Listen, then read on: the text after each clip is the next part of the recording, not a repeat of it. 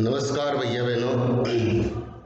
आज हम कक्षा 7 पाठ 1 सामाजिक विज्ञान का हजारों वर्षों के दौरान हुए परिवर्तनों की पड़ताल का भाग 1 पढ़ेंगे। अब जो हमारे हजारों वर्षों के दौरान जो भी परिवर्तन हुए हैं, मानव के विकास की कहानी, इसके अंतर्गत हम पढ़ने वाले क्या क्या नक्शे रहे, क्या क्या स्थितियां रही, उन सब के बारे में। अगर हम किताब की बात करें, किताब के मानचित्र 1 और 2 पर नजर डालें तो मानचित्र 1 अरब भूगोलवेत्ता अल इद्रीस ने 1154 में बनाया था। भूगोलवेत्ता था जो अल इद्रीसी, उसने 1154 में नक्शा बनाया था। यहाँ जो नक्शा दिया गया है वह उसके द्वारा बनाए गए दुनिया के बड़े मानचित्र का एक बड़ा हिस्सा है और भारतीय उपमहाद्वीप को दर्शाता है। मानचित्र 2 एक फ्रांसीसी मानचित्रकार यानी नक्शों को बनाने वाला, उसने 1720 में बनाया।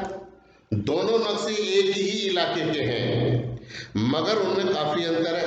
अल इद्रीसी ने नक्शे में दक्षिण भारत उस जगह है जहां हम आज उत्तर भारत ढूंढेंगे और श्रीलंका का द्वीप ऊपर की तरफ है जहां के नाम अरबी में दिए गए हैं और कुछ जाने पहचाने नाम भी हैं, जैसे कि उत्तर प्रदेश का कन्नौज मानचित्र 2 में पहले मानचित्र के बनने के कारण 600 वर्ष बाद बनाया गया। जो पहला मानचित्र बना उसके 600 वर्ष बाद बनाया गया। इस काल अवधि में उपमहाद्वीप के बारे में सूचनाएं काफी बदल गई थी। यह नक्शा हमें ज्यादा परिचित लगेगा। उसमें विशेषकर तटीय इलाकों के बारीक ब्यौरे देखकर आश्चर्य होता है कि यूरोप के नाविक तथा व्यापारी अपनी समुद्र यात्रा के लिए इस नक्शे का इस्तेमाल किया करते थे। इतनी ही महत्वपूर्ण एक और बात यह है कि दूसरे युग तक मानचित्र अंकन का विज्ञान भी बहुत बदल गया था। इतिहासकार जब बीते युगों के दस्तावेजों और नक्शों को लेखों का अध्ययन करते हैं तो उनके लिए उन सूचनाओं को संदर्भ का उनकी भिन्न भिन्न ऐतिहासिक पृष्ठभूमियों का ध्यान रखना जरूरी होता है। अब अपन पढ़ते हैं नई और पुरानी शब्दावली। नई और पुरानी शब्दावली। अगर समय के साथ साथ सूचनाओं के संदर्भ बदलते रहते हैं तो भाषा और अर्थों के साथ क्या होता है, ऐतिहासिक अभिलेख कई बार की भाषाओं में मिलते हैं और ये भाषाएं भी समय समय के साथ बहुत बदलती हैं।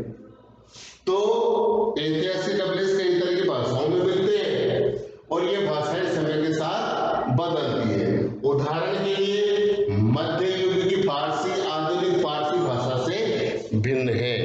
क्या उदाहरण के लिए मध्य युग की फारसी आधुनिक फारसी भाषा से भिन्न है। यह भिन्नता सिर्फ व्याकरण और शब्द भंडार में नहीं आई, समय के साथ शब्दों के अर्थ भी बदल जाते हैं। अब ये भिन्नता क्या है कि भाषा की भिन्नता केवल व्याकरण और शब्द भंडार में नहीं आई, समय के साथ शब्दों के अर्थ भी बदल गए। जैसे हिंदुस्तान शब्द ही लीजिए, आज हम इसे आधुनिक राष्ट्रीय राज्य भारत के अर्थ में लेते हैं। अपन हिंदुस्तान है, पहले हिंदुस्तान नाम दिया, लेकिन आज हम इसको राष्ट्र के नाम से जानते हैं, राज्य के नाम से जानते हैं, भारत के अर्थ में इसका नाम लेते हैं। और 13वीं सदी में जब फ्रांसीसी के इतिहासकार मिनहाज ए सिराज ने हिंदुस्तान शब्द का प्रयोग किया था तो उसका आशय पंजाब, हरियाणा और गंगा यमुना के बीच में स्थित इलाकों से था। तो सबसे पहले हिंदुस्तान शब्द का प्रयोग किसने किया था?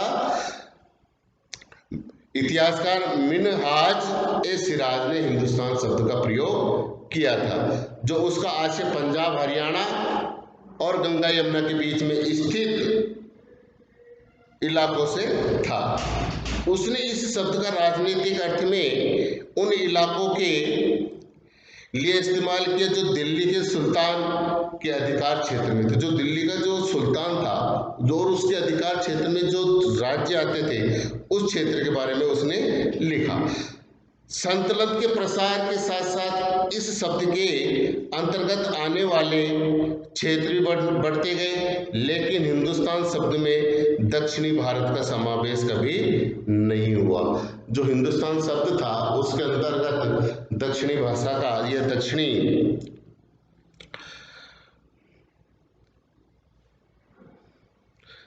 दक्षिणी भारत का समावेश कभी नहीं हुआ। इसके विपरीत 16वीं सदी के आरंभ में बाबर ने हिंदुस्तान शब्द का प्रयोग इस उपमहाद्वीप के भूगोल, पशु पक्षियों और यहाँ के निवासियों की संस्कृति का वर्णन करने के लिए किया।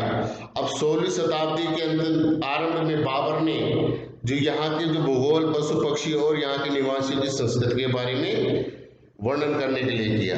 यह प्रयोग 14वीं सदी के कवि अमीर खुसरो द्वारा प्रयुक्त शब्द हिंद के ही कुछ समान था।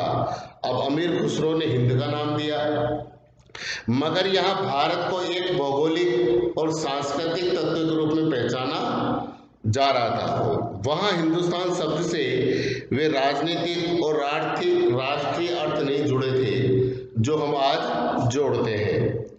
किसी भी शब्द का प्रयोग करने में इतिहासकारों को बहुत सावधान रहना चाहिए, क्योंकि अतीत के उन शब्दों के कुछ अलग ही अर्थ थे। उदाहरण के लिए विदेशी जैसा सीधा साधा शब्द को ही लीजिए, हमारे लिए आज इसका अर्थ होता है कि ऐसा व्यक्ति जो भारतीय न हो। विदेशी का अर्थ क्या लगाते हैं, पर जो भारतीय न हो। और मध्य युग में मानो किसी गांव में आने वाला कोई भी अनजान व्यक्ति जो उस समाज या संस्कृति का अंग न हो, विदेशी कहलाता था। यानी कि किसी गांव में चला जाए तो उसको भी हम विदेशी कहते थे, क्योंकि वो अनजाना होता है, न वो किसी समाज और संस्कृति का नहीं होता था। ऐसे व्यक्ति को हिंदी में परदेशी और फारसी में अजनबी कहा जा सकता है। ऐसे विदेशी शब्द को क्या अंग्रेजी में तो क्या कहते, हिंदी में परदेशी और फारसी में अजनबी कहा जा सकता है। इसलिए किसी नगरवासी के लिए वनवासी विदेशी होता था, किंतु एक ही गांव के रहने वाले दो किसान अलग अलग धार्मिक या जाति परंपराओं के जुड़े होने पर भी एक दूसरे के लिए विदेशी नहीं होते थे। यानी कि अगर एक ही गांव के लोग हैं, चाहे वो किसी भी धर्म संप्रदाय को माने, परंतु वो विदेशी नहीं मानते थे या नहीं होते थे। इसी प्रकार इतिहासकार और उनके स्रोत।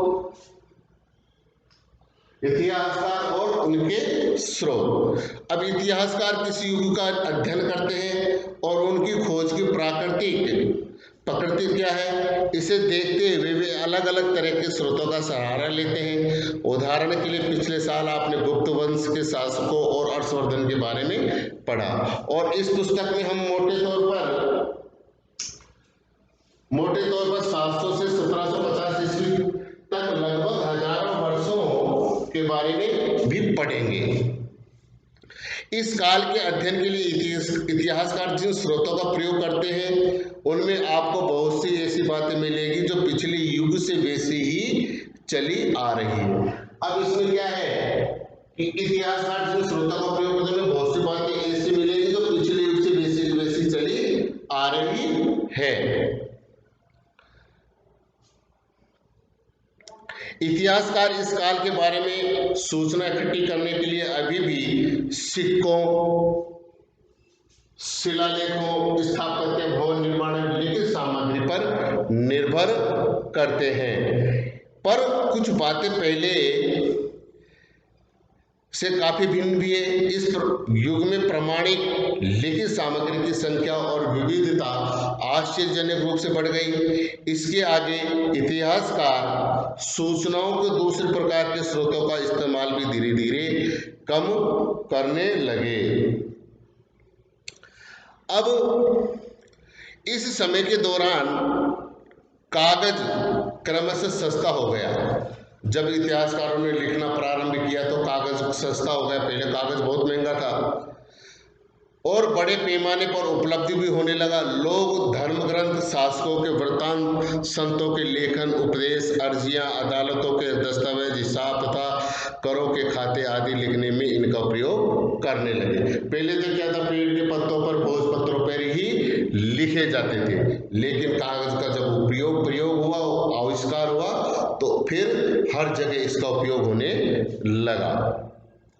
धनी व्यक्ति, शासक जन, मठ तथा मंदिर पांडुलिपि एकत्रित किया करते थे। इन पांडुलिपियों को पुस्तकालयों तथा अभिलेखागारों में रखा जाता है और इन पांडुलिपियों तथा दस्तावेजों से इतिहासकारों को बहुत सारी विस्तृत जानकारी मिलती है, मगर साथ ही इनका उपयोग कठिन है। अभिलेखागार कहते हैं ऐसा स्थान जहां पर दस्तावेजों और पांडुलिपियों संग्रहित किया जाता है। आज सभी राष्ट्रीय राज्य सरकारों के अभिलेखागार होते हैं, जहां वे अपने तमाम पुराने सरकारी अभिलेखों और लेन देन के ब्यौरों का रिकॉर्ड रखते हैं। उन दिनों छापा खाने तो थे नहीं, यानी कि मशीन नहीं थी कि प्रेस पे डाल दिया छप गया, इसलिए लिपि किया नकल नवीस हाथ से ही पांडुलिपियों की प्रतिलिपि बनाते थे, यानी तो बाबू लिखते थे उनको हाथों से, और यह नकल नवीस के हाथ से ही, ये जो नकल करता था लिखता था उसी के हाथ से लिखवाते थे। अगर आपने कभी किसी मित्र के गृह कार्य की नकल उतारी तो आप जानते होंगे कि यह काम आसान नहीं है। कभी कभी आपको अपने मित्र की लिखावट समझ में नहीं आती होगी और आपको मजबूर होकर अंदाजा ही लगाना पड़ता होगा क्या लिखा गया है। यह फलस्वरूप आपके लिखे हुए से मित्र के लिखे हुए से कुछ छोटे मोटे लेकिन महत्वपूर्ण अंतर आ जाते होंगे। पांडुलिपि की प्रतिलिपियां बनाने में भी कुछ यही होता है। प्रतिलिपियां बनाते हुए लिपिक छोटे मोटे फेरबदल करते चलते हैं। अब जो पांडुलिपि बनाते हैं, कोई बात समझ में नहीं आई तो उन शब्दों का फेरबदल करते हुए चलते हैं। यदि कोई शब्द, कोई वाक्य सदी दर सदी प्रतिलिपियों की भी प्रतिलिपियां बनती रही और अंत एक ही मूल ग्रंथ की भिन्न भिन्न प्रतिलिपियां एक दूसरे से अलग, बहुत ही अलग हो गई।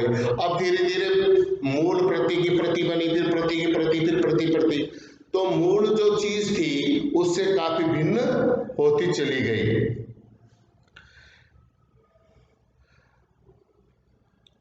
इससे बड़ी गंभीर समस्या उत्पन्न हो गई, क्योंकि आज हमें लेखों की मूल पांडुलिपि शायद ही कहीं मिलती है। हमें बाद में के लिपिकों द्वारा बनाए गए प्रतिलिपियों पर पूरी तरह निर्भर रहना पड़ता है। इसलिए इस बात का अंदाजा लगाने के लिए कि मूलतः लेखक ने क्या लिखा था, इतिहासकारों को एक ही ग्रंथ की विभिन्न प्रतिलिपियों का अध्ययन करना पड़ता। जो इतिहासकार है वो एक ही ग्रंथ का अध्ययन करते हैं। कई बार लेखक स्वयं समय समय पर अपने मूल वृत्तांत में संशोधन करते रहते हैं और 14वीं शताब्दी के इतिहासकार जियाउद्दीन बर्नी ने अपना वृत्तांत पहली बार 1356 में और दूसरी बार इसके 2 वर्ष बाद लिखा था। दोनों में अंतर है, लेकिन 1971 तक इतिहासकारों को पहली बार वाले वृत्तांत की जानकारी ही नहीं थी। यह पुस्तकालयों के विशाल संग्रह में कहीं दबा पड़ा था। यानी कि 1971 के पहले के जो इतिहासकार थे उनकी जानकारी तो थी नहीं, उनके वृत्तांत उन्होंने क्या लिखे पता ही नहीं था। तो ये सारी चीजें पुस्तकालय के अंदर दबी पड़ी हुई है। धन्यवाद। नए सामाजिक और राजनीतिक समूह अगले कालांश।